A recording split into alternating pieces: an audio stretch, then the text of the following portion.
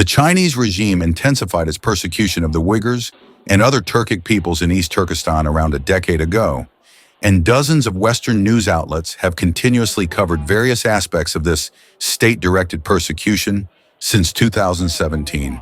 The re-education internment camp system started around 2013, primarily in southern East Turkestan. As the scale and intensity of the Chinese regime's re-education efforts grew around 2016, so did the number of Uyghurs and other Turkic peoples subjected to extra-legal and extrajudicial internment across East Turkestan. The Chinese regime has committed a series of atrocities against the Uyghurs and other Turkic Muslims of East Turkestan: mass internments, forced contraception, sterilizations and abortions, as well as forced organ harvesting. The regime also knowingly implemented mass intergenerational separation, with an estimated 1 to 3 million Uyghurs, aged between 14 and 82, incarcerated in various types of internment facilities. Many Uyghur children had been deprived of one or both parents. Thousands of Uyghur children have been forcibly sent to state-run boarding facilities, often fortified with physical security measures, and orphanages where they are subjected to intensive Mandarin instruction and hand culture indoctrination. Furthermore, the use of Uyghur forced labor surged following the regime's mass internment campaign.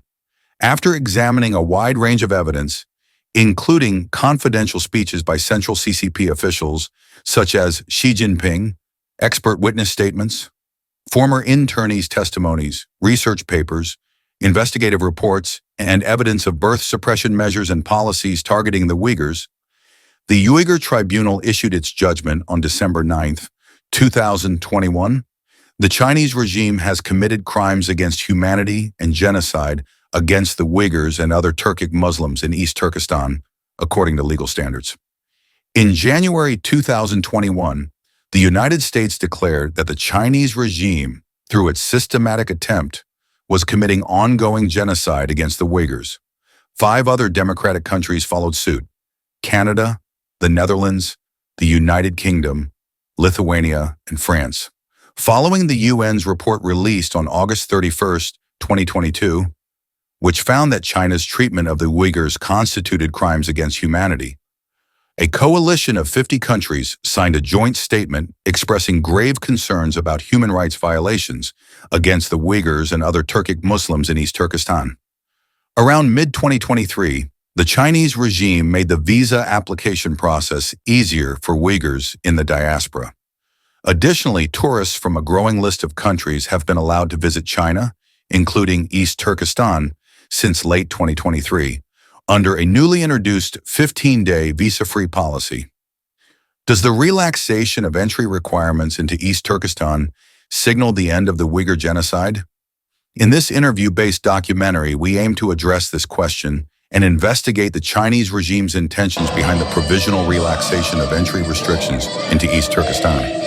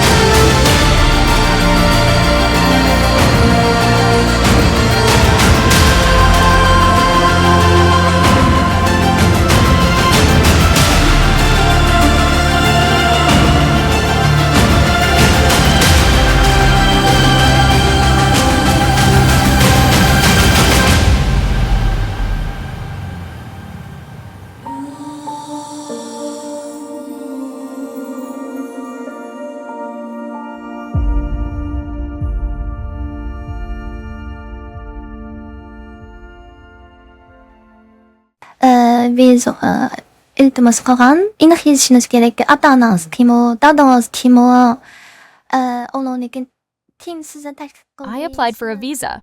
We had to fill in the details to answer questions like, who are your parents? Who is your dad? And then, who invited you? Who is the guarantor? What is your address there and here? What do you do? And what is your salary before tax and after tax? Such a lot of information we filled out.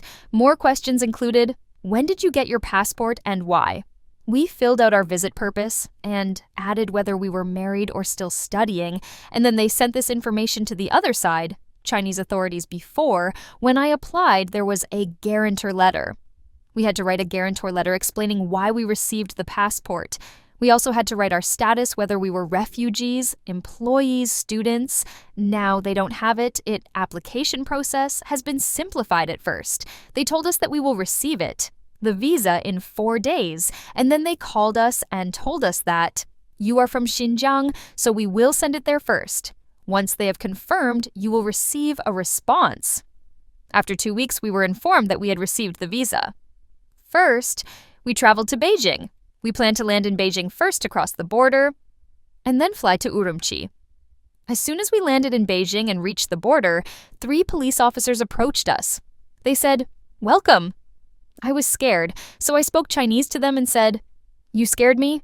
It was so sudden." Then they started to take pictures of us. They were waiting for us. They said that they have been working here for over 10 years. They added that they welcome everyone who has come to the country in this way, so they took pictures of us. The way they greeted us was very nice, but they know everything you have done. They also took pictures of our tickets. They, the police in Urumqi, didn't know when we will arrive, so they, the police in Beijing Airport, took pictures of us and our flight tickets and sent them to Urumqi. They sent everything to them, and they took me to a side and said, "You are still young. Don't spend much time on the internet. Speak less. Things changed here a lot. Everything is good now. So you take a good look at those changes and enjoy it. And tell everyone else about your good experience here when you go back. And if you don't want to worry about yourself and your family, then you must travel around well and enter and exit quietly." So we agreed, and then we left. After they took the pictures, while we were packing our things, they suddenly disappeared.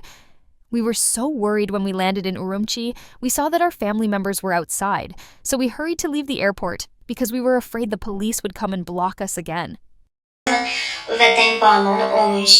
It's been 12 years since I left East Turkistan. Well, you haven't been there too. I didn't hear from my parents for 5 years. I noticed people around me speaking about the current flexible policies in our country. Many people are traveling back and forth. I observed people are going back and forth as if nothing is happening there. So I said to myself, why can't I go? Especially when my parents told me, "Return home. We miss you. Everything is much better here now. Do not worry." They said, "Don't believe in what people abroad are saying about the situation here until you come and see with your own eyes." You know my parents. They'd never assure me of going back if the visit would pose any threats.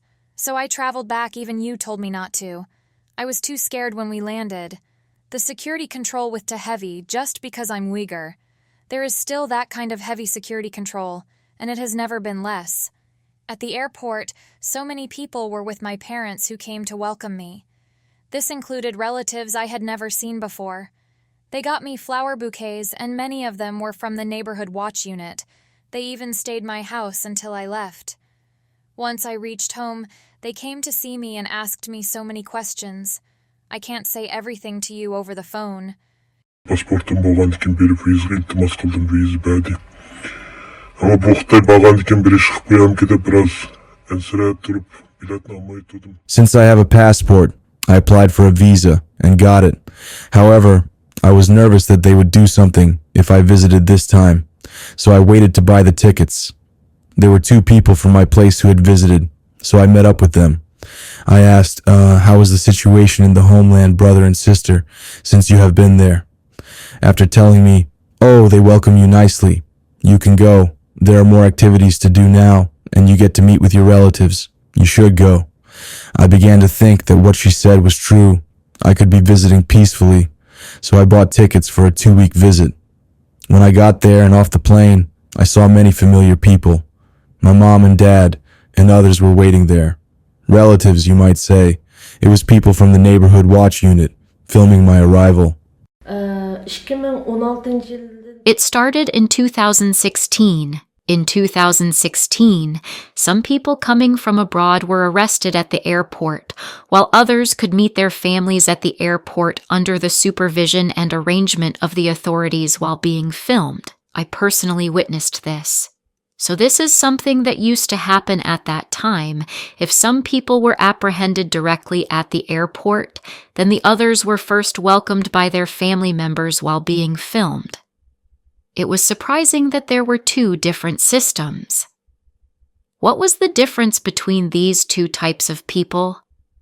We are all Uyghurs. This is something I witnessed personally. When I watch the videos being spread now, they are all taken at the Urumqi airport. The videos give the impression that the persons have only just arrived at the airport, including the emotions of someone just arriving. If you pay attention to the videos, you will see two Chinese officials. They are easy to distinguish from the others. They look and dress the same. Something you can also see in the situation is that they come and bring identical flower bouquets with joy and laughter. We heard there were many Uyghurs who regretted their visit after returning. What I'm saying is that while I lived in mainland China, I didn't see people I knew returning to East Turkistan from abroad, even when their parents passed away. From what I have heard from others, those who came directly to East Turkistan were not only welcomed by their relatives, even if they were welcomed gracefully, warmly. We know this because when we visited from mainland China, they, family committee, welcomed us properly, took us to the hotels, separated us into rooms, and locked us in. I don't know any of the 4 men who approached us. They know everything about me, but I don't know anything about them. I had to tell them my reasons for coming and what I was doing there. So where I get 4 to 5 people to welcome me as someone returning from mainland China to East Turkistan, people returning from abroad will have more to deal with, because they will be forced to propagate the authorities' lies. They are targeted because their family lives there. They know how humane we are and are using us. If an Uyghur says they did not abuse us, it is more convincing. When we speak for ourselves, it's more trustworthy than when the Han Chinese speak for us.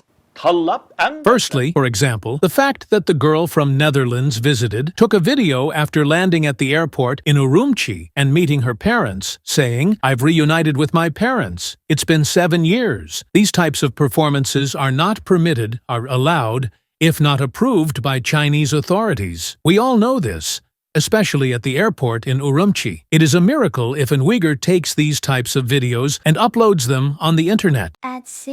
And the day after, you get told to visit the neighborhood watch unit, just because you're a person who returned from abroad. On our way to the office, the police department called.